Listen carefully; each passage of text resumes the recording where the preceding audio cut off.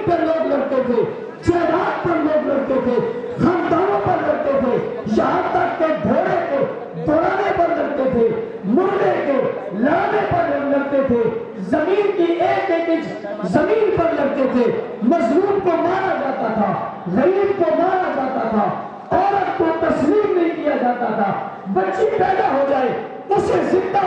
دفن کر دیا جاتا تھا، اسے پوچھنے والا کوئی نہیں تھا، عورت کے کوئی حقوق نہیں تھے، عورت کی کوئی اہمیت نہیں تھی، بوڑھے کا کوئی احترام نہیں تھا، بچوں پر کوئی شفقت نہیں تھی۔ حیوانی کا دور تھا، جو طاقتور تھا وہ طاقتور رہتا تھا، جو کمزور تھا وہ کمزور رہتا تھا، مظلوم پر ظلم کیے جاتے تھے، اسے ظلم کی چکری میں پیسا جاتا تھا، غریبوں کو غلام بنایا جاتا تھا، ان کی آزادی کو سلب کیا جاتا تھا، ہر برائی معاشرے کے اندر موجود تھی، نیکی کی کوئی بات موجود نہیں تھی کہ اللہ نے اس دھرتی کو بدلنے کا فیصلہ کیا، یعنی ظلم کی جگہ انصاف کو لانے کا فیصلہ کیا، بدامنی کی جگہ عمل کو لانے کا فیصلہ کیا، ظلم کی جگہ بے حیائی کی جگہ حیا کو لانے کا فیصلہ کیا، برائی کی جگہ اچھائی کو لانے کا فیصلہ کیا، اندھیروں کی جگہ روشنی کو لانے کا فیصلہ کیا، ظلمات کی جگہ نور کو لانے کا فیصلہ کیا۔ اس فیصلہ کر کے اپنے پیارے حبیب یعنی محمد عربی صلی اللہ علیہ وسلم کو بھیجنے کا فیصلہ کیا۔ آپ کو بھیجنے کا فیصلہ کرنے کے ساتھ آپ کو ایک کتاب دینے کا فیصلہ کیا، یہ بھی طے کر لیا کہ نبی بھی آخری ہوگا، کتاب بھی آخری ہوگی، امت بھی آخری ہوگی، لیکن رہتی دنیا تک امت کے لیے ایک نمونہ بنا کر دیا جائے گا، پوری دنیا کو ایک عدل، انصاف، اچھائی اور بہترین نمونے کے طور پہ انہیں پیش کیا جائے گا۔ تو اللہ نے آخری نبی کو بھیجا، آخری کتاب کو بھیجا،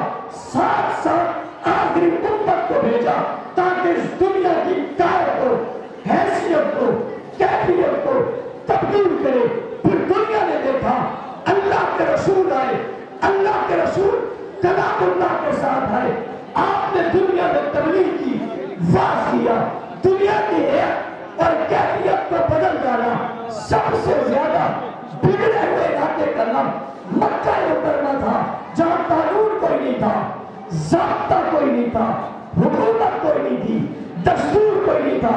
وڈیرا پن تھا، سرداری کا نظام تھا، خانگی نظام تھا، اور بڑے لوگوں کی بات تھی۔ بیت اللہ میں بت رکھے ہوئے تھے، کوئی کسی کی بات ماننے کو تیار نہیں تھا۔ خلاق کے عالم نے وہیں پر کتاب اللہ کو بھیجا، رسول اللہ کو بھیجا، اور رسول سے کہا اس کتاب کو پڑھاؤ۔ کتاب کو کیوں پڑھائے؟